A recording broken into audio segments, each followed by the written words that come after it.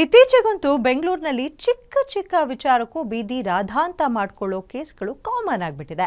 ಆದರೆ ಅಪರೂಪ ಅನ್ನೋ ಹಾಗೆ ಇಲ್ಲೊಂದು ಏರಿಯಾದಲ್ಲಿ ಬೀದಿಯಲ್ಲಿ ಮಹಿಳೆಯರು ಜುಟ್ಟು ಹಿಡ್ಕೊಂಡು ಕಿತ್ತಾಡ್ತಿದ್ದಾರೆ. ಅವ್ರು ಯಾವುದೋ ಆಸ್ತಿ ವಿಚಾರಕ್ಕೋ ಅಥವಾ ಇನ್ಯಾವುದೋ ಮ್ಯಾಟರ್ಗೆ ಗಲಾಟೆ ಮಾಡ್ಕೊಂತಿಲ್ಲ. ಜಸ್ಟ್ ಒಂದು ನಾಯಿ ವಿಚಾರಕ್ಕೆ ಶುರುವಾದಂತಹ ಫೈಟ್ ಇದು. ಈ ಘಟನೆ ನಡೆದಿರೋದು ಎಲ್ಲಿ, ಏನ್ ಕತೆ ಅಂತ ಕೇಳ್ತೀರಾ? Just have a look. ನಾಯಿ ಸೂಸು ಮಾಡಿದ್ದಕ್ಕೆ ರೊಚ್ಚಿಗೆದ್ದ ಲೇಡಿ.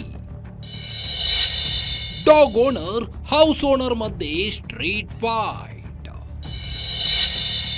ಬೀದಿಯಲ್ಲಿ ಜಡೆ ಜಗಳ, ಬಾಯಿ ತುಂಬಾ ಸಂಸ್ಕೃತ.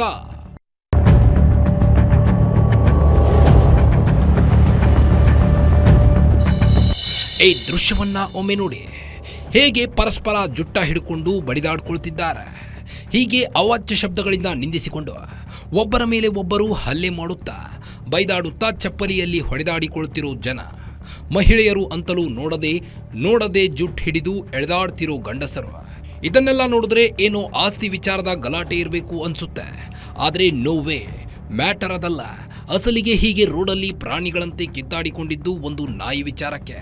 ಅದು ಕೂಡ ಮನೆ ಮುಂದೆ ನಾಯಿ ಮೂತ್ರ ಮಾಡಿದ್ದಕ್ಕೆ ಶುರುವಾಗಿದ್ದ ಗಲಾಟೆ ಈ ಲೆವೆಲ್ಗೆ ತಲುಪಿದೆ. ಅದಕ್ಕೆ ನಾನು ಹೇಳಿದೆ, ನಾನೇ ತಿನ್ಲಿ, ನೀವೇ ತಿನ್ನಿ ಅಂತ ಹೇಳಿದ್ಕೆ ಮಾತು ಅಮ್ಮ ಅಕ್ಕ ಅಂತ ಎಲ್ಲ ಮಾತಾಡಿದ್ರು. ನಂಗೆ ಭಯ ಆಯ್ತು. ಅವ್ನ ಮಗ ಬಂದ ಹೊಡಿಯೋದಕ್ಕೆ ಏನೇ ಅನ್ಕೊಂಡು ಅದಕ್ಕೆ ನಮ್ಮ ಮನೆಗೆ ಬಂದ್ಬಿಟ್ಟೆ. ನಾನು ಒಬ್ಳೇ ಇದ್ದೆ. ಮನೆಗೆ ಬಂದ್ಮೇಲೆ ಅಮ್ಮ ಸ್ನಾನಕ್ಕೆ ಹೋಗಿದ್ರು. ಅದಾದ್ಮೇಲೆ ಆಮೇಲೆ ಅಮ್ಮ ಬಂದೇ ಸಾಲಕ್ಕೆ ಹೇಳಿದ್ಕೆ ಯಾರದು ತೋರ್ಸು ನಡಿ ಅಂತ ಹೇಳಿ ಇದ್ ಮಾಡಿದ್ರು. ಅದಕ್ಕೆ ಹೋಗಿ ಕೇಳಿದ್ರು, ಏನ್ಕ ಅವಳಿಗೆ ಹಂಗ್ ಬೈದ್ರಿ ನೀವು? ಅವ್ಳ ಮನೆ ಹತ್ರ ಬಂದಿಲ್ಲ ಅಲ್ಲ, ವಾಶ್ರೂಮ್ ಕೂಡ ಮಾಡಿಲ್ಲ, ಅದೇಂತಕ್ಕೆ ಬೈದ್ರಿ ಅಂದಿದ್ಕೆ ಇಷ್ಟಲ್ಲ ಜಗಳ. ಅವರು ಫಸ್ಟ್ ಕೈ ಎತ್ತಿದ್ರು. ಅಕ್ಕ ಹಿಡ್ಕೊಂಡು ವಿಡಿಯೋ ಮಾಡಕ್ ಹೋಗಿದ್ಕೆ ಫೋನ್ ಕಿತ್ಕೊಳಕ್ ಹೋದ್ರು. ಅದೆಲ್ಲ ಅಮ್ಮಂಗ್ ಹೊಡೆದಿರೋದು, ಚಪ್ಪಲಿ ಇದ್ ಮಾಡಿರೋದು ಅಪ್ಪಂಗೂ ಕೂಡ ಹೊಡೆದಿದ್ದಾರೆ. ಅದೆಲ್ಲ ವಿಡಿಯೋ ಕೂಡ ಆಗಿದೆ. 10 members to 15 members to 20 members ಇದ್ರು. ಎಲ್ಲ ರೋಡ್ ಅವರೇನೆ, ಫ್ರೆಂಡ್ಸ್ ಅಂದ್ರೆ ಫ್ಯಾಮಿಲಿ, ಅಪ್ಪ, ದೊಡ್ಡಪ್ಪ, ಚಿಕ್ಕಪ್ಪ, ಆ ತರಾನೇ ಫ್ಯಾಮಿಲಿ.